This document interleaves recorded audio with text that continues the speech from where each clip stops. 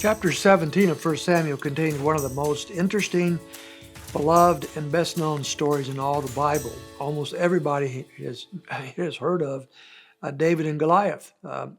They may not know many of the details of the story. They may not get the point, but everybody knows David and Goliath. And even secular people writing in whatever literature they want to write in, psychological literature or whatever else, talks about us defeating our giants, defeating our Goliaths, and so forth. And so they take this story and they make it into whatever they want it to make it into. But it goes much deeper than that kind of a thing. So you know the story. I'm not going to go through everything. We know this gigantic man who, if the numbers are correct as far as the measurements of that time compared to today, he is 9 foot 6 inches tall or so forth, something like that. He's a gigantic man. All the descriptions of him are unbelievable. He is just a unique, monstrous person. Probably nobody who's ever walked the face of the earth has been like Goliath. And he's a warrior, and he is challenging, as a Philistine, he is challenging the people of Israel to a battle. They're in a battlefield, but he wants a champion of Israel to come out. Kind of reminds you of Homer with Achilles and the different ones that he wanted to challenge him, and he always won the battle there. So he wants that to happen, but nobody in Israel is foolish enough to take up the challenge. Nobody could possibly defeat Goliath. And so day after day, he comes out and he roars to the army of Israel, come out, send somebody to fight me, and nobody will. Well, then one day David comes. He's not even in the battle. He's too young to be there. But he's coming one day with some food and other stuff for his brothers. And when he sees what's happening here, when he saw that all the people in verse 24 are afraid of Goliath, he's very upset about that.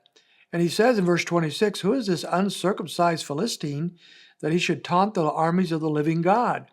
David is defending the living God, a statement that he uses almost verbatim down in verse 36. About taunting the armies of the living God.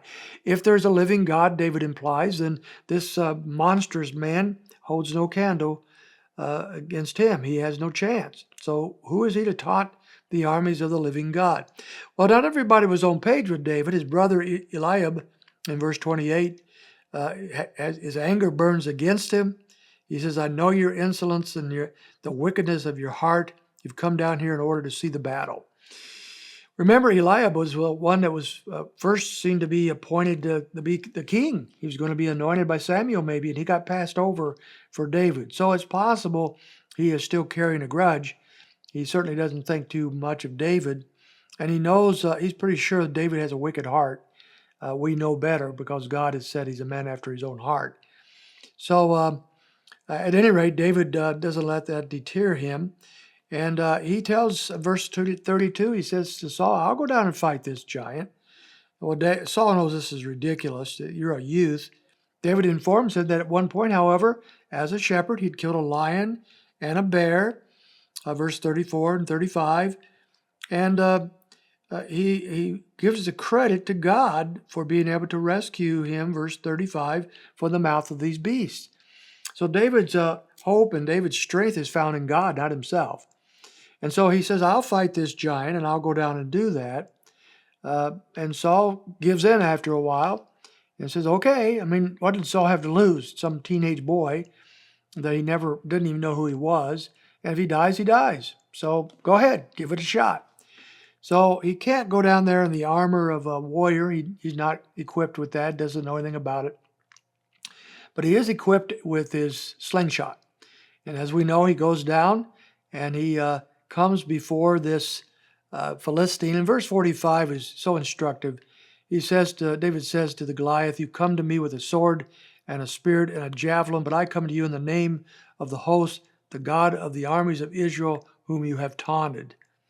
And I'm coming down, he says in verse 46, that all the earth may know that there is a God in Israel, verse 47, for the battle is the Lord's. And so he's coming in the name of the Lord to do battle. Now we know David takes his sling and slings a rock at him, hits him right in the forehead, probably the one place he doesn't have any armor, knocks him apparently unconscious, David goes over, takes the giant's own sword and cuts off his head. And eventually he carries that head into Saul, which had to be an interesting sight. But anyway, the victory was David's, but it was mostly the Lord's. And that's the key. David didn't come in his own strength. He came in the name of the Lord to defend the integrity of the Lord. And he does so with a great victory that has resounded throughout the ages. Everybody's happy at the end of verse 17, but they're not all happy by the chapter 18, as we'll see tomorrow.